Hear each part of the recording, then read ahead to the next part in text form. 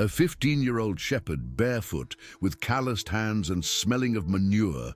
This is the man the Bible calls the greatest king Israel ever had. And here is what no one tells you. His own father didn't think he was worth presenting to a prophet. When Samuel arrived in Bethlehem looking for the next king of Israel, Jesse brought 7 sons. 7. And he left the youngest in the field, tending sheep, as if he didn't even exist. This boy, rejected by his own father, would become the most powerful man in the Middle East, the direct ancestor of Jesus Christ, and the author of poems that humanity has repeated for 3,000 years. But between that sheep field and the throne of Jerusalem lies a story so brutal, so full of blood, betrayal, madness, and unshakable faith that if it were fiction, no one would believe it. How does a teenager without military training kill a soldier nearly 10 feet tall? How does a fugitive who lived in caves for years become the most beloved king in history? And how does this same king, described as the man after God's own heart, commit one of the most cowardly crimes recorded in the Bible? Let's go back to the beginning. We are around 1025 BC. Israel is a young nation, surrounded by enemies on all sides. Philistines to the west, Moabites to the east, Amalekites to the south. The first king, Saul, started well. Tall, strong, charismatic. 1 Samuel says he was taller than any other Israelite, from his shoulders up. A natural leader. But Saul disobeyed God on 2 critical occasions. And the second time, the prophet Samuel looked him in the eye and said something that must have chilled the blood in Saul's veins. The Lord has torn the kingdom of Israel from you today and has given it to your neighbor, who is better than you. Better than you. Imagine hearing that.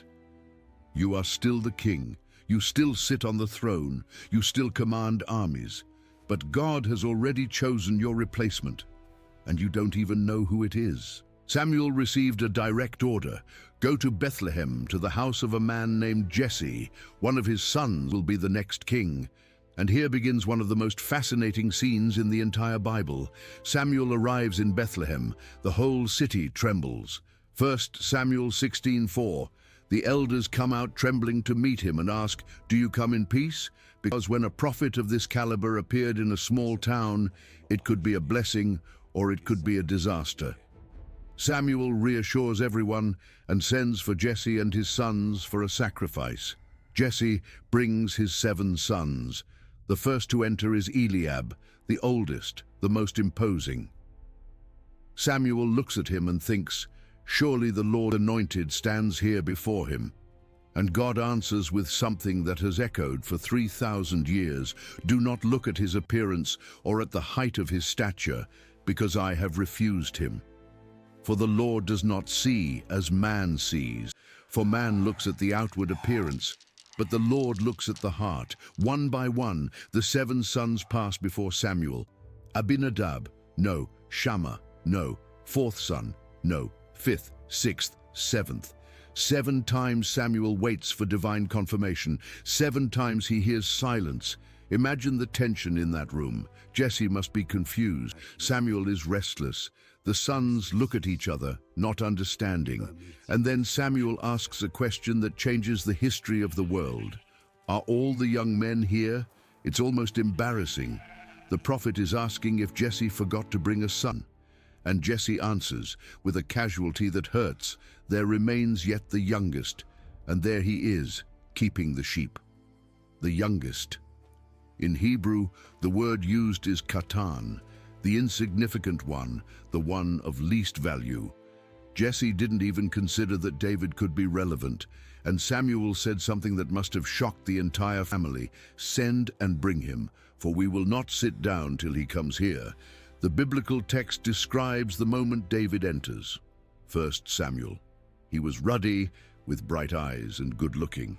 Ruddy, something rare among the Hebrews, which means he likely stood out visually. A young boy, probably between 13 and 17 years old, in fieldwork clothes, smelling of the pasture, hands calloused from holding a staff and a sling. And God said to Samuel, "Arise, anoint him, for this is the one. No speech, no explanation, no elaborate ceremony. This is the one. Samuel took the horn of oil and anointed David in the midst of his brothers, and from that day on, the text says, the Spirit of the Lord came upon David. But here is the detail few people notice. Absolutely nothing happened next. No army appeared, no throne was offered, no crown descended from heaven. David was anointed king and went back to tending sheep. Imagine that. You just received the sacred oil on your head. The most respected prophet in Israel declared you will be the next king. And the next day, you are in the field, alone, with the same sheep, the same sun, the same routine. And here, most people skip straight to Goliath. But if you do that, you miss something fundamental about who David really was. Because those years as a shepherd were not wasted time, they were the most brutal training a future king could receive. Think about what it meant to be a shepherd in 11th century BC Judea. It wasn't a romantic job with fluffy sheep on green hills. The region around Bethlehem is semi-arid, rocky hills, deep ravines, dark gorges where predators hide. David took the flock to graze in remote areas, often sleeping out in the open for weeks, alone. No radio, no company, no one to call for help. And Judea at that time had lions, it had bears. We aren't talking about a metaphor. David himself tells of what he faced. In 1 Samuel, when they tried to dissuade him from fighting Goliath, he says, "Your servant used to keep his father's sheep. And when a lion or a bear came and took a lamb out of the flock, I went out after it and struck it and delivered the lamb from its mouth. And when it arose against me, I caught it by its beard and struck and killed it." Read that again.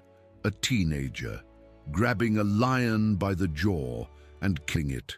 Not with a sword, not with a spear, with his hands and probably a shepherd's knife. And he speaks of it with a terrifying naturalness, like someone telling a story about shooing away a dog. This boy was not fragile. Those years in the field forged a silent warrior, someone with quick reflexes, irrational courage, and a deadly skill with the sling. The sling, by the way. We imagine it as a child's slingshot toy, but an Israelite shepherd's sling was a military weapon. 2 leather straps with a pouch in the middle, swung over the head at increasing speed before releasing the stone. Ballistic studies estimate that a sling stone thrown by someone trained reached speeds between 100 and 150 kilometers per hour. The impact of a smooth stone the size of a tennis ball at that speed is comparable to that of a small caliber bullet. And David was no amateur. He practiced this every day for years, protecting the flock. If you believe that David, the man who faced lions with his bare hands and killed with a sling since childhood, was formed by God in that field for something much greater, comment, God prepares. But while David grew in the fields of Bethlehem, something sinister was happening in Saul's palace. The text is direct and terrifying. The Spirit of the Lord departed from Saul, and a distressing spirit from the Lord troubled him. 1 Samuel 16:14. Think about the weight of that. The spirit that left Saul is the same one that entered David. One received, the other lost.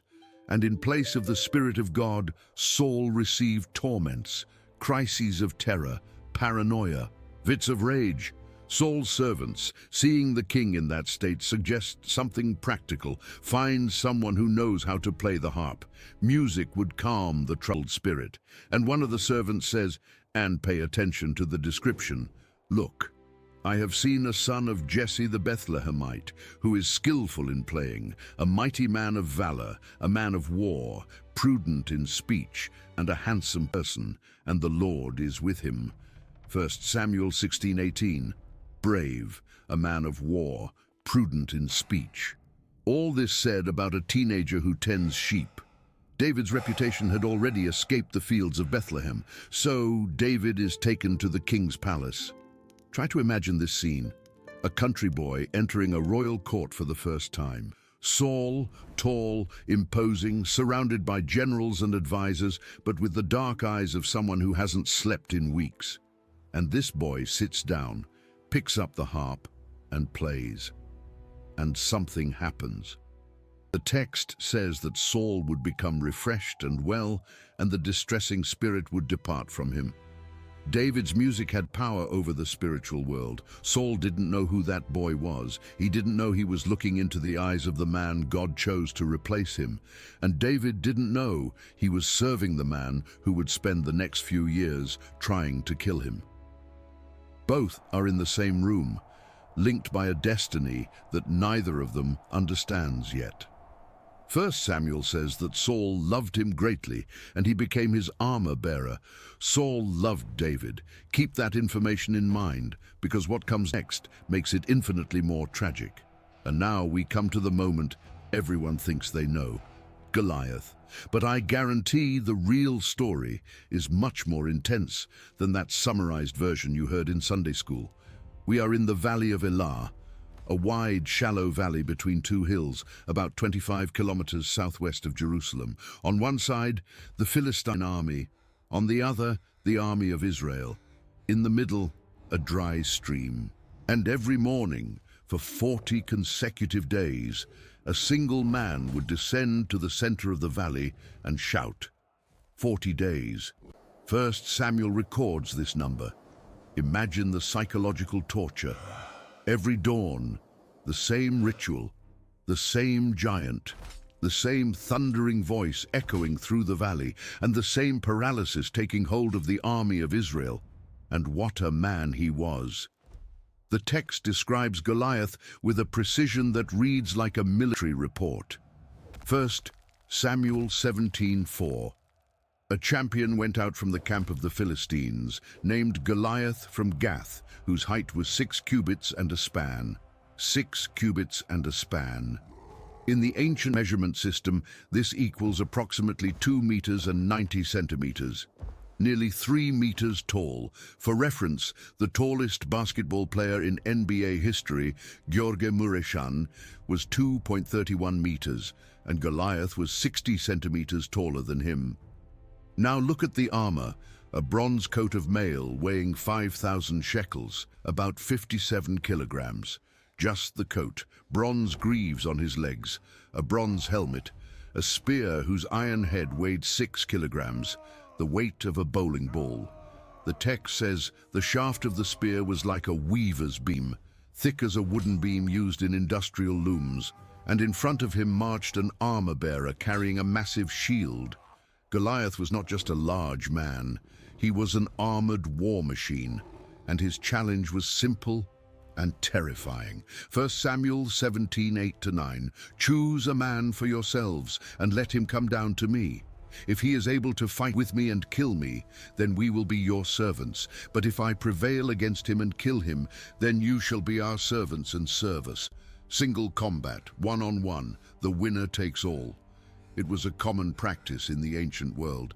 Instead of losing thousands of soldiers in a battle, each side chooses its champion, and the result of the duel decides the war. The problem is that Israel had no one who came close to facing that. Saul, the tallest man in Israel, should have been the obvious candidate. He was the king, he was the warrior, he was literally described as the tallest in the nation. But Saul was paralyzed with fear. And if the king was afraid, what hope did the common soldiers have? David was not in the valley. He had returned to Bethlehem to tend the sheep. The text clarifies this in 1 Samuel. 3 of his older brothers were enlisted in Saul's army, and one day Jesse sends David to take food to his brothers in the camp. 10 loaves of bread, an ephah of roasted grain, and 10 cheeses for the commander. A delivery boy. David arrives at the valley, finds his brothers, and at that exact moment, the text is cinematic. Goliath appears for his daily challenge, and David sees it for the first time. He sees the giant descending the hill. He hears his voice echoing through the valley. And he sees something that shocks him more than Goliath's size. He sees the entire army of Israel retreating. 1 Samuel. All the men of Israel, when they saw the man, fled from him and were dreadfully afraid. Everyone fled, trembling, and David doesn't understand. He begins to ask the soldiers around him, "Who is this uncircumcised Philistine that he should defy the armies of the living God?" Notice the language. David doesn't see an invincible giant. He sees a man who dared to defy the God of Israel. Where everyone sees an impossible threat, David sees an unacceptable blasphemy. And when Eliab, the eldest brother, hears David asking these questions, he explodes. "Why did you come down here? And with whom have you left those few sheep in the wilderness? I know your pride and the insolence of your heart, for you have come down to see the battle, few sheep." Pride. Insolence. This is the older brother speaking to the youngest in front of the soldiers. It is public humiliation, and it shows what the family thought of David, the meddling brat who should be in the field, not among warriors. But David doesn't back down. He keeps asking, and the news reaches Saul. There is a boy who hasn't stopped saying he wants to face the Philistine. Saul sends for him, and David says a phrase that should have made the king laugh. "Let no man's heart fail because of him. Your servant will go and fight with this Philistine." Saul looks at David and says the obvious. "You are not able to go against this Philistine to fight with him, for you are a youth, and he a man of war from his youth." It's pure logic. Goliath was a professional soldier trained since he was young. David was a teenage shepherd. And it is at this moment that David tells about the lion and the bear. And he ends with a declaration that is the heart of everything. "The Lord who delivered me from the paw of the lion and from the paw of the bear, he will deliver me from the hand of this Philistine." Saul has no better option. 40 days have passed, and no one has come forward. He tries at least to put his own armor on David, bronze helmet, coat of mail, sword. David puts it all on, tries to walk, and says, "I cannot walk with these, for I have not tested them." And he takes it all off. He goes as he is, a shepherd, no armor, with a staff, a sling, and 5 smooth stones he carefully chose from the stream. 5 stones. Think about that. Why 5 and not 1? He trusted God, but he took backups. David's faith wasn't mystical, it was practical. He wasn't testing God, he was preparing as a warrior does before any combat. Each stone was chosen for size, weight, and surface, smooth to fly straight and without deviation. And then David begins to descend the valley toward Goliath. Imagine this scene from the point of view of the Israelite soldiers on the hill. A boy without armor, with a staff in his hand, walking alone toward a 3-meter-tall armored war machine. It must have looked like suicide. Goliath doesn't believe it either. When he sees David approaching, the text says he disdained him, for he was only a youth, ruddy and good-looking. And Goliath shouts, "Am I a dog that you come to me with sticks?" And he cursed David by his gods. "Come to me, and I will give your flesh to the birds of the air and the beasts of the field."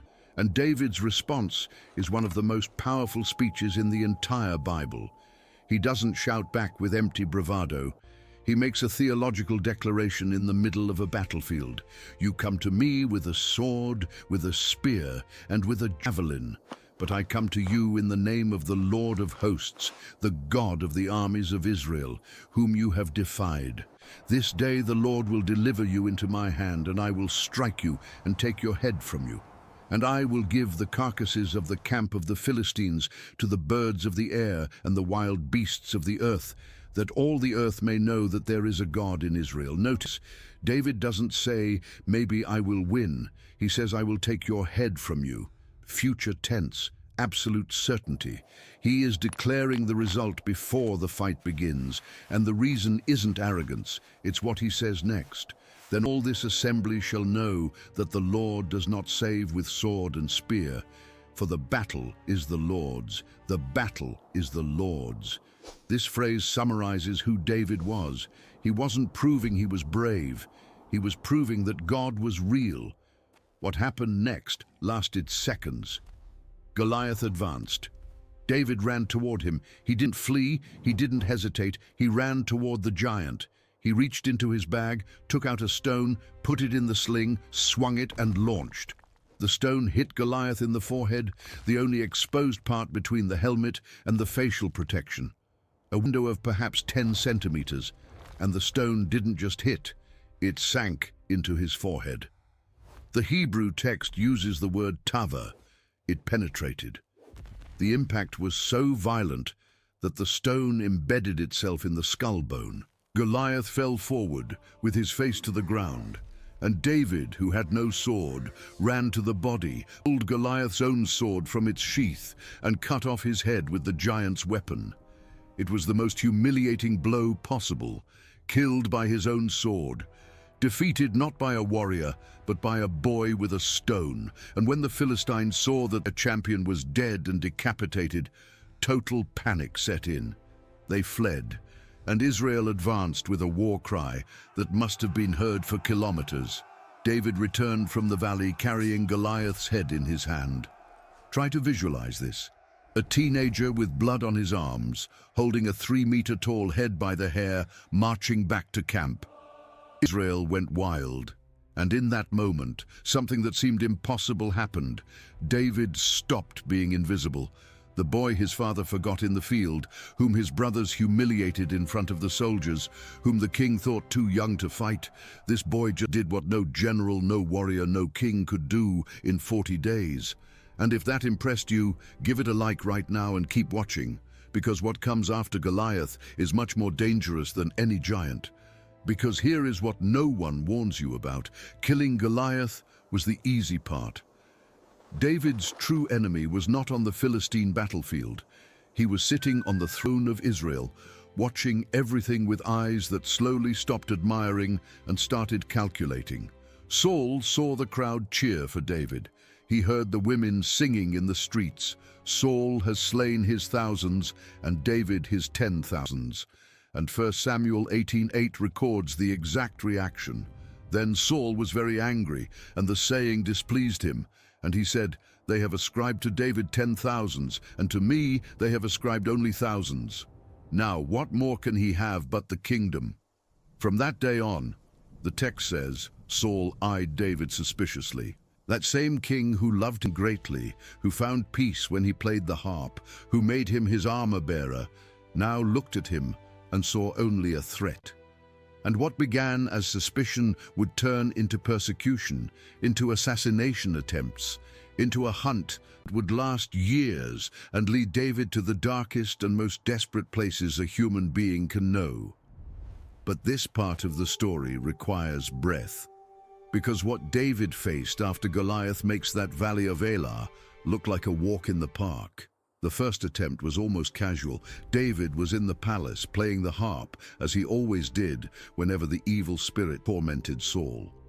The same scene as before, the troubled king, the young musician bringing relief. Except this time, Saul had a spear in his hand, and without warning, without provocation, the king hurled the spear at David. 1 Samuel, Saul cast the spear, for he said, "I will pin David to the wall." Pin to the wall. This was the king's thought while listening to the same music that used to calm him. David dodged. The text says he escaped twice in the same scene. Saul missed, took the spear back and tried again. The harp on the floor. The music replaced by the sound of metal hitting stone. And David understood in that instant that the room where he played to bring peace had become the most dangerous place in Israel. But Saul was cunning. He realized that killing David with his own hands could become a political problem. The people loved that boy. So Saul changed his strategy. If he couldn't kill him directly, he would make the Philistines do the work. 1 Samuel says that Saul removed David from his presence and made him commander over 1,000 soldiers. It looks like a promotion. In reality, it was a death sentence in disguise. Saul was putting David on the front lines of the most dangerous battles, hoping a Philistine arrow or sword would solve the problem his spear couldn't. But exactly the opposite happened. David won every single time. The text repeats 3 times in a few verses, David behaved wisely in all his ways, and the Lord was with him. Every victory for David was a double defeat for Saul, because besides not dying, the boy returned more famous, more loved, and more dangerous. And then came the most sophisticated trap. Saul had a daughter named Michal, and Michal loved David. The text makes this clear in 1 Samuel. When Saul heard of it, he was pleased, not because he wanted his daughter's happiness. The text is brutally honest. Saul said, "I will give her to him, that she may be a snare to him, and that the hand of the Philistines may be against him." He was going to use his own daughter as bait. The plan was ingenious. Saul sent word to David that the price of the dowry to marry the princess would be 100 Philistine foreskins. 100. Not silver, not gold, not land. Foreskins. To get 100 foreskins, David would have to face and kill at least 100 Philistine warriors in close combat. Saul was betting that at some point during these 100 hand-to-hand fights, someone would land a fatal blow. The calculation was simple. The more fights, the higher the statistical probability of David dying. But David didn't bring 100. He brought 200, double what was asked. First, Samuel records that David and his men killed 200 Philistines, and he delivered the foreskins counted out to the king. Try to imagine this moment, the shepherd boy placing before the king the result of 200 combat victories. And Saul had no choice. He gave Michal in marriage. The trap failed, and the text adds a devastating phrase for Saul. Saul saw and knew that the Lord was with David, and that Michal, Saul's daughter, loved him, and Saul was still more afraid of David. So Saul became David's enemy continually. There was no reconciliation, there was no truce. From then on, Saul lived with a single secondary objective behind all his duties as king: to destroy David. But before talking about the persecution, I need to talk about the friendship, because in the midst of this story of betrayal and paranoia, there exists one of the most intense and loyal relationships in the entire Bible, and it happens between David and the person who had every reason in the world to hate him, Jonathan, Saul's son, the crown prince, the man who should have been the next king of Israel, until David appeared. What makes their friendship extraordinary is precisely that. Jonathan shouldn't have liked David. David was, objectively, the greatest threat to his inheritance, to his future, to the throne that would be his by birthright. And yet, the text says something impressive. 1 Samuel 18:1. The soul of Jonathan was knit to the soul of David, and Jonathan loved him as his own soul. This happened on the day David returned from killing Goliath.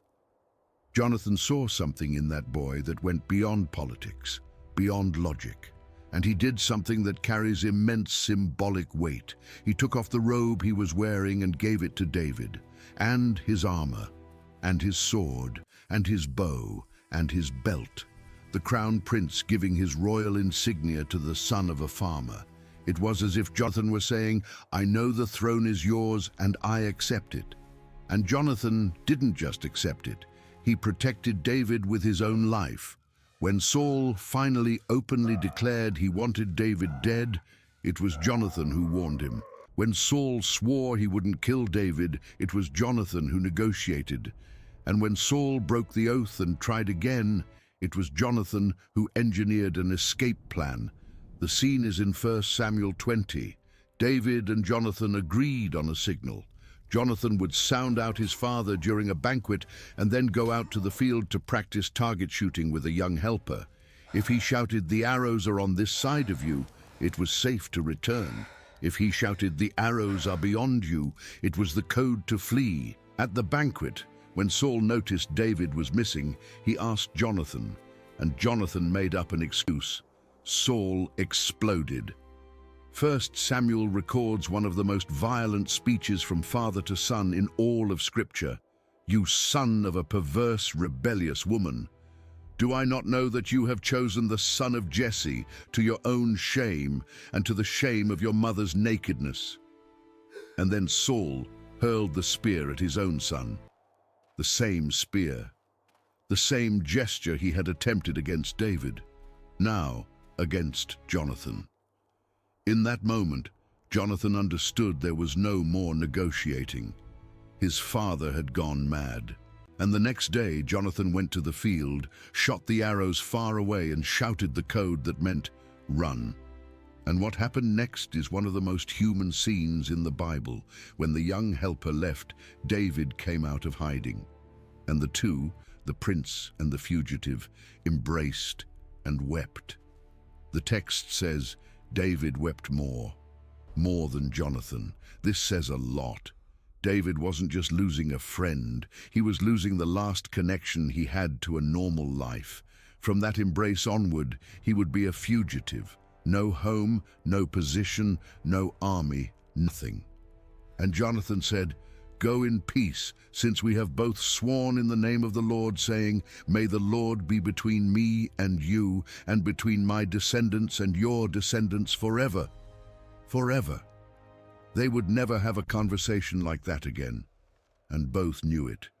David fled, and his flight took him first to Nob, where the priest Ahimelech gave him consecrated bread and the sword of Goliath, which was kept there, wrapped in a cloth. But someone saw. Doeg, an Edomite, the chief of Saul's herdsmen, was in Nob that day, and he kept that information. It would cost 85 lives later, but that's coming up.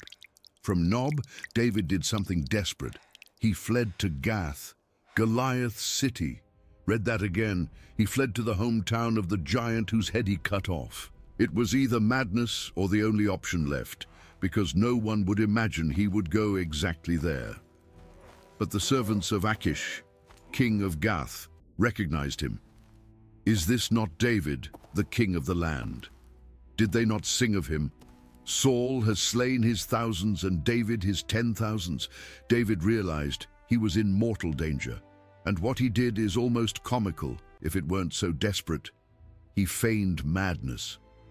First, Samuel says he changed his behavior before them, feigned madness in their hands, scratched on the doors of the gate, and let his saliva run down his beard. The future king of Israel, drooling in his beard, scratching at doors like an animal, to survive. Achish fell for the act. "Look, you see the man is insane. Why have you brought him to me? Have I need of madmen that you have brought this fellow to play the madman in my presence?" And he sent David away. Humiliation saved his life. David then went down to the cave of Adullam, a barren, rocky place in the Judean desert. And it was there, in that hole in the rock, that something unexpected began to happen. 1 Samuel 22:1-2. Everyone who was in distress, everyone who was in debt, and everyone who was discontented gathered to him. So he became captain over them, and there were about 400 men with him, 400 men, all broken, indebted, oppressed, bitter, the dregs of Israel, those who had nothing to lose. And David, himself a fugitive with nothing, became their leader, not by election, not by appointment, not by inheritance, by pure magnetism. Something about that man attracted desperate people, and over time, those 400 grew to 600, a militia of outcasts that would become the core of the future most powerful army in the Middle East. But while David gathered his men in the desert, Saul committed an act that stained his hands with innocent blood forever.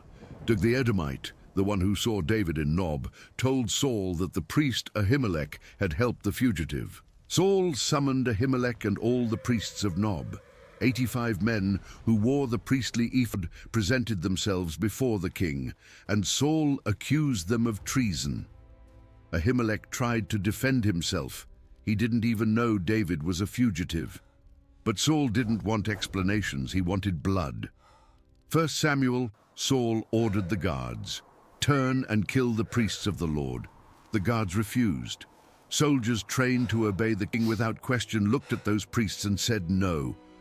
They understood there was a line that could not be crossed, but Doeg had no such line. Saul turned to the Edomite and gave the order, and Doeg killed 85 priests in a single day. And then he went to Nob and destroyed the entire city. Men, women, children, oxen, donkeys, sheep. An entire priestly city wiped off the map because a priest gave bread to a hungry fugitive. Only one survived, Abiathar, son of Ahimelech, who escaped and ran to join David in the desert. And when Abiathar told what happened, David said, "I knew it. That day when Doeg was there, I knew he would tell Saul. I am responsible for the death of all the persons of your father's house." David carried that weight. He knew his presence in Nob had caused that massacre, and that guilt remained etched in him. The following years were the most brutal of David's life. The wilderness of Ziph, the wilderness of Maon, the wilderness of En-Gedi, names that sound like movie sets but were real landscapes of stone, heat, and thirst. Saul hunted David with 3,000 chosen soldiers, 3,000 trained men chasing a band of 600 fugitives through the desert. David slept in caves, changed positions constantly, received information from spies and local allies. It was guerrilla warfare before the concept existed. And during all this hunting, something that defines David's character more than any victory in battle happened, not once, but twice. The first was in En-Gedi. Saul entered a cave to relieve himself, the biblical euphemism for attending to physiological needs. It's almost absurd. The king of Israel, with 3,000 soldiers outside, enters a dark cave alone to use the bathroom. And in that cave, hidden in the back, were David and his men. David's men whispered, "This is the day the Lord promised you. He has delivered your enemy into your hands." Imagine the pressure. Years of fleeing, years slipping in holes, years seeing your men go hungry. And the man responsible for all this is right there, vulnerable, his back turned, completely defenseless. One stab and it would all be over. David approached in silence, and he cut off the corner of Saul's robe. Just the corner. And immediately after, the text says, David's heart struck him. He felt guilt for having cut the robe of God's anointed, even the robe he did not feel worthy to touch. And he stood up and said to his men, "The Lord forbid that I should do this thing to my master, the Lord's anointed, to stretch out my hand against him, seeing he is the anointed of the Lord." The men must have been furious, the perfect chance wasted. But David didn't see an enemy in that cave. He saw a king anointed by God. And he refused to take by force what God had promised to give in the right time. When Saul left the cave, David followed and shouted, "My lord the king!" Saul turned, and David showed the piece of the robe. "My father, see the corner of your robe in my hand, for in that I cut off the corner of your robe and did not kill you. Know and see that there is neither evil nor rebellion in my hand, and I have not sinned against you. Yet you hunt my life to take it." Saul looked at that piece of fabric in David's hand, and he wept.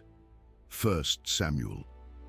Saul lifted up his voice and wept, and he said, "You are more righteous than I, for you have rewarded me with good, whereas I have rewarded you with evil."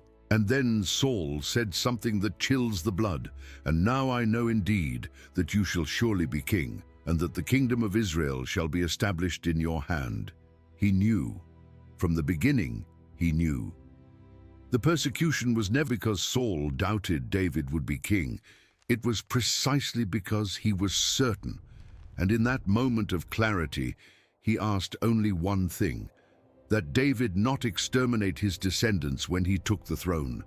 David swore, and each went his own way.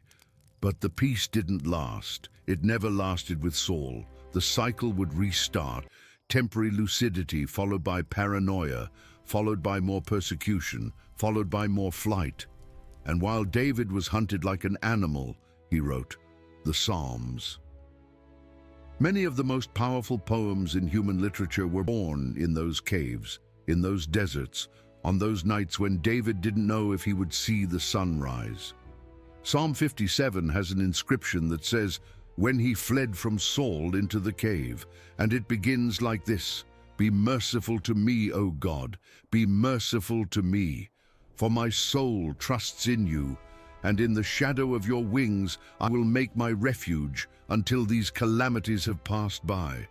In the shadow of your wings, written by a man hidden in the shadow of a rock, with soldiers scouring the desert for him. Psalm 34, written after the humiliating episode in Gath, where he feigned madness, says, I sought the Lord, and he heard me, and delivered me from all my fears. He transformed humiliation into worship, drooling in his beard into poetry. This is David's emotional genius. He didn't deny the pain. He didn't pretend to be strong. He threw the entire pain before God and somehow found words that millions of people would repeat for the next 3,000 years. But the persecution took its toll. And David made a decision that reveals how exhausted he was. 1 Samuel 27:1. And David said in his heart, Now I shall perish someday by the hand of Saul. There is nothing better for me than that I should speedily escape to the land of the Philistines. The man who killed Goliath, the man who said the battle is the Lord's, the man who refused to kill Saul because he trusted in God's timing. This man looked around and thought, I am not going to survive, and he fled to the enemy. David took his 600 men with their families and presented himself before Achish, king of Gath, the same king he had deceived by feigning madness. This time, he wasn't faking, he was surrendering, and Achish, who now saw in David a valuable ally against Israel, gave him the city of Ziklag to live in. David lived among the Philistines for a year and 4 months, the anointed of Israel, living with the enemy. And during this period he made raids against neighboring peoples, Geshurites, Girzites, Amalekites, but told Achish he was attacking Israelite villages. He lied systematically, and he killed everyone in the villages he attacked so that no witness could contradict the lie. 1 Samuel is the verse those who idealize David prefer not to read. David settled neither man nor woman alive to bring news to Gath. This was the David of the desert, not the boy with the harp, not the poet of the Psalms, a hardened guerrilla doing what was necessary to survive in a world where every day could be his last. And then history took a turn no one expected. The Philistines gathered for a decisive battle against Israel. Achish summoned David to march along as an ally. David was about to go to war against his own people, against the army where his brothers served, against Saul and Jonathan. It is the darkest point of his trajectory. But the other Philistine commanders did not trust David and demanded that Achish send him away. David was dismissed, and that dismissal, which felt like a humiliation, was providence saving him from himself. Because while David was returning to Ziklag, the Philistines marched to Mount Gilboa, and there the catastrophe happened. The night before the battle, Saul did something that shows the depth of his desperation. He, the king who had expelled all the mediums and spiritists from Israel, disguised himself and went to a medium in Endor. 1 Samuel 28. He asked her to summon the spirit of Samuel, the prophet who had anointed him, the prophet he had disobeyed, the prophet who had died without ever speaking to him again. And Samuel appeared, and what he said to the king brought no comfort. Why have you disturbed me by bringing me up? The Lord will deliver Israel with you into the hand of the Philistines, and tomorrow you and your sons will be with me. Tomorrow you and your sons will be with me. Saul fell full length on the ground. His whole body collapsed as if his bones had lost their rigidity. He had not eaten for a day and a night. The medium practically had to force him to eat before he could leave. The king of Israel, fed by a woman he himself had criminalized. There is no more miserable scene in all the Israelite monarchy, and the next morning the prophecy was fulfilled to the letter. Mount Gilboa. The Philistines swept through the Israelite lines.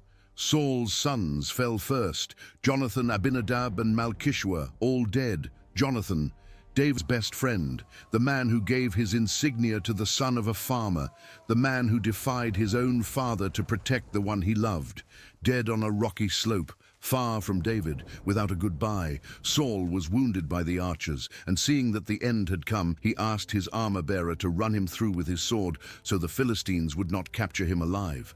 The armor-bearer did not have the courage, so Saul took his own sword and fell on it. The first king of Israel died by his own hand on top of a mountain that hours before his enemies had climbed. The Philistines found the bodies the next day. They cut off Saul's head, the same fate David had given Goliath, hung his armor in the temple of Ashtoreth, and fastened his body and those of his sons to the walls of Beth-shan. The men of Jabesh-Gilead, who never forgot that Saul had saved them from the Ammonites at the beginning of his reign, marched all night, took the bodies from the wall, burned them, and buried the bones under a tree. The last act of loyalty to a king whom God himself had abandoned. And David was in Ziklag when the news arrived. A young Amalekite appeared with Saul's crown and bracelet, claiming to have delivered the final blow to the king, likely lying to gain a reward. And David, instead of celebrating, tore his clothes. And all the men with him did the same. They mourned and wept and fasted until evening, for Saul, for Jonathan, for the people of Israel. And then David ordered the messenger to be killed. "How was it you were not afraid to stretch forth your hand to destroy the Lord's anointed?" Even in death, David did not allow anyone to touch Saul's dignity. And then he composed a lament. 2 Samuel 1:19-27, the Song of the Bow. Perhaps the most painful words David ever wrote, and he wrote many painful words. "The beauty of Israel is slain on your high places, how the mighty have fallen." And about Jonathan specifically, something so raw it hurts to read. "I am distressed for you, my brother Jonathan. You have been very pleasant to me. Your love to me was wonderful, surpassing the love of women." This phrase is not a flowery metaphor. It is a devastated man who just lost the most loyal person he ever knew, saying it the only way he knows how. "No one ever loved me like this. No one." With Saul dead, the path to the throne was open, but it wasn't immediate. David didn't march to Gibeah and proclaim himself king. He asked God, "Shall I go up to any of the cities of Judah?" And the Lord said, "Go up." David asked, "Where shall I go?" And he said, "To Hebron." And in Hebron, the tribe of Judah, his own tribe, anointed him king, but only over Judah. The rest of Israel followed Ishbosheth, Saul's surviving son, who was placed on the throne by Abner, the commander of Saul's army. 7.5 years of civil war followed, 2 houses, 2 kings, a divided country. Gradually, Ishbosheth's side grew weaker. Abner tried to negotiate a change of alliance, but was assassinated by Joab, David's nephew and general, an act David publicly condemned, but never truly punished. And later, 2 of Ishbosheth's captains assassinated the king himself while he slept, brought his head to David expecting a reward, and were executed. David did not want the throne with blood on his hands, at least not blood he had ordered. And then, 2 Samuel 5:3. All the tribes of Israel came to Hebron, and there, before the elders, David was anointed king over all Israel, the 3rd anointing. The first had been secret, in a room smelling of horn oil and sheep. The second in Hebron over 1 tribe, the third over a nation. He was 30 years old. 14 years had passed since that day in Jesse's house when Samuel looked at him and poured oil over his head. 14 years of waiting, of fleeing, of caves, of blood, of feigned madness and real pain. And the first decision David made as king of all Israel revealed his political genius. He didn't stay in Hebron, the territory of Judah. He didn't go to Gibeah, the territory of Benjamin, Saul's tribe. He looked toward Jerusalem, a city that belonged to no tribe, a Jebusite fortress perched on a rocky hill that no Israelite had managed to conquer since entering Canaan. The Jebusites mocked when they saw David approaching. "You shall not come in here, but the blind and the lame will repel you." It was a city considered impregnable. David took it anyway. His men entered through the water shaft, the tunnel that supplied the city, and captured it from within. And there, on that cliff that would change the history of the world, David established his capital, the city of David, Jerusalem. And David brought the Ark of the Covenant to Jerusalem, the most sacred object in Israel, which had been practically forgotten in the house of Abinadab since the Philistines had returned it. David organized a procession with 30,000 men, and when the ark entered the city, he did something that scandalized his own wife. He danced. 2 Samuel. David danced before the Lord with all his might, and David was wearing a linen ephod. The king, no royal robe, no crown, leaping before the ark as if he were just any Levite. Michal, Saul's daughter, looked through the window and despised him in her heart. Later, when David returned home, she said with poison in her voice, "How glorious was the king of Israel today, uncovering himself today in the eyes of the maids of his servants." David replied, "It was before the Lord who chose me instead of your father. Therefore I will play music before the Lord." And the text adds, dry and final. Michal, the daughter of Saul, had no children to the day of her death. Saul's lineage died with her, and then came the promise, 2 Samuel 7. David, now established in his cedar palace, said to the prophet Nathan, "I want to build a house for God, a temple. The ark is in a tent. I am in a cedar palace. This isn't right." Nathan said, "Do all that is in your heart, for the Lord is with you." But that night, God spoke to Nathan, and the message is one of the most important in the entire Bible. "When your days are fulfilled and you rest with your fathers, I will set up your seed after you, and I will establish his kingdom. He shall build a house for my name, and I will establish the throne of his kingdom forever." Forever. It wouldn't be David who would build the temple, it would be his son. But the throne would be eternal, the promise that theologians call the Davidic covenant. The reason why, 1,000 years later, when a carpenter from Nazareth entered Jerusalem riding on a donkey, the crowd shouted, "Hosanna to the Son of David."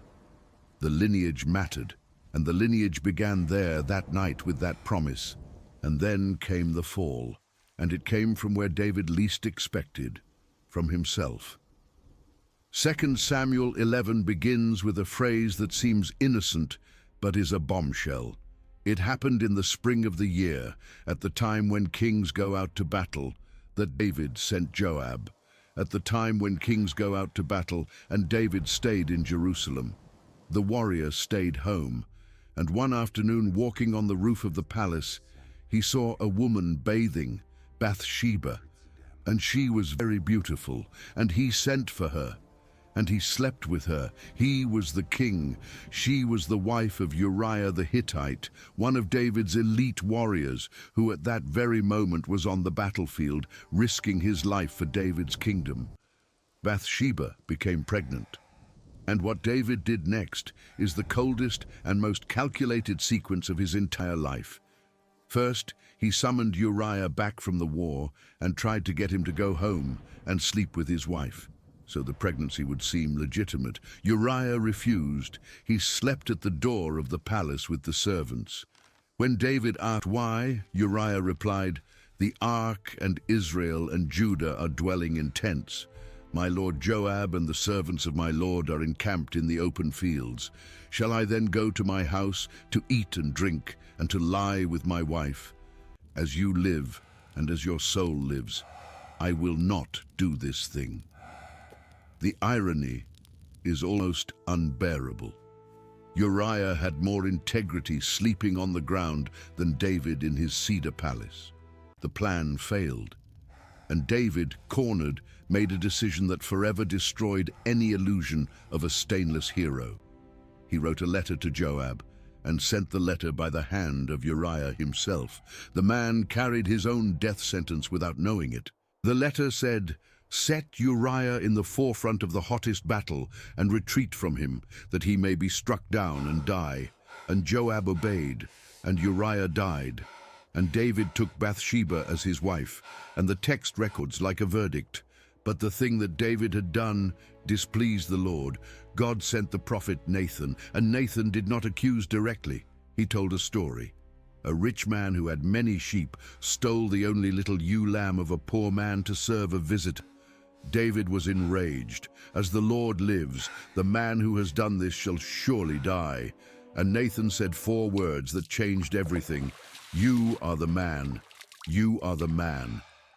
David, the one who killed Goliath with a stone, was brought down with a sentence, and he didn't defend himself. He didn't order the prophet arrested. He didn't make up excuses. He said 3 words, I have sinned. 3 words, no buts, no howevers, no mitigating factors. And Nathan said, the Lord also has put away your sin. You shall not die. However, the child who is born to you shall surely die. And the child became ill. And David fasted and prayed for 7 days, lying on the ground without eating. The servants were afraid to tell him when the boy died. But David saw the whispering, understood, got up from the ground, washed, changed his clothes, went to the tabernacle, worshipped, and then ate. The servants were confused. David explained, while the child was alive, I fasted and wept, for I said, who can tell whether the Lord will be gracious to me? But now he is dead. Why should I fast? Can I bring him back again? I shall go to him, but he shall not return to me. And the consequences did not stop. Nathan had said, the sword shall never depart from your house. And it did not. Amnon, David's son, raped Tamar, Absalom's sister. David was furious, but did nothing. Absalom waited 2 years and had Amnon killed. Then he fled, then he returned, then he rebelled. The most handsome son in Israel. The text says that from the sole of his foot to the crown of his head there was no blemish in Absalom, stole the hearts of the people and proclaimed himself king in Hebron. And David, at 60 years old, did something he knew very well. He fled once again. He went up the Mount of Olives weeping, with his head covered and his feet bare. The most powerful king Israel ever had, weeping barefoot on a mountain, fleeing from his own son. The civil war that followed was brief and brutal. Joab cornered Absalom's troops in the woods of Ephraim. Absalom, riding a mule, passed under an oak tree and his hair got caught in the branches. The mule kept going. Absalom was left hanging, alive between heaven and earth. And Joab, ignoring David's express order to spare the boy, drove 3 darts into Absalom's heart. And when the news reached David, the king did not celebrate the victory. He went up to the chamber over the gate and wept, "Oh, my son Absalom, my son Absalom, if only I had died in your place. Oh, Absalom, my son." 5 times he said, "My son." The man who composed the most beautiful psalms in history could find no other words. Just "my son," repeated like someone trying to bring someone back by the force of their voice. David reigned 40 years, 7 in Hebron, 33 in Jerusalem. He expanded Israel's borders from Egypt to the Euphrates, the largest territory the nation ever controlled. He organized the army, the administration, the priestly shifts. He accumulated materials for the temple he would not live to see built. And at the end, now old and weak, he gave his son Solomon the instructions and plans for the construction. 1 Chronicles. Be strong and of good courage, and do it. Do not fear nor be dismayed, for the Lord God, my God, will be with you. He will not leave you nor forsake you until you have finished all the work for the service of the house of the Lord. And David died. 1 Kings. So David rested with his fathers and was buried in the city of David. A short phrase for the end of a life that fit into no short phrase. He was born a shepherd. He died a king. In between, he was a musician, warrior, fugitive, poet, adulterer, murderer by proxy, devastated father, brilliant leader, and broken man. All at once, all in the same person. And that is exactly what makes David the most honest figure in the entire Bible. He is not a children's story hero. He is not a perfect model to be copied. He is a mirror of everything a human being can be, from the most sublime to the most despicable, within the same heart. The biblical text never hid David's crimes. It never edited the scene with Bathsheba, never omitted the letter that killed Uriah, never softened the weeping for the rebellious son. And yet, Acts records that God called David a man after my own heart, not because David was perfect, because when he fell, and he fell as few have, he didn't stay on the ground making excuses. He looked up and said, "I have sinned." 3,000 years later, in any city in the world, someone is going through the worst phase of their life. Someone is fleeing, someone is carrying guilt, someone is crying in a room, repeating the name of someone who is not coming back. And if that person opens the book of Psalms, they will find the words of a man who went through all of that and survived. Not intact, not unscathed, but whole. That is the true story of David, not the one of the defeated giant, the one of the man who, even destroyed inside, still found the strength to write, "The Lord is my shepherd. I shall not want." If you've made it this far, click on the next video appearing on your screen now. I've set it aside especially for you.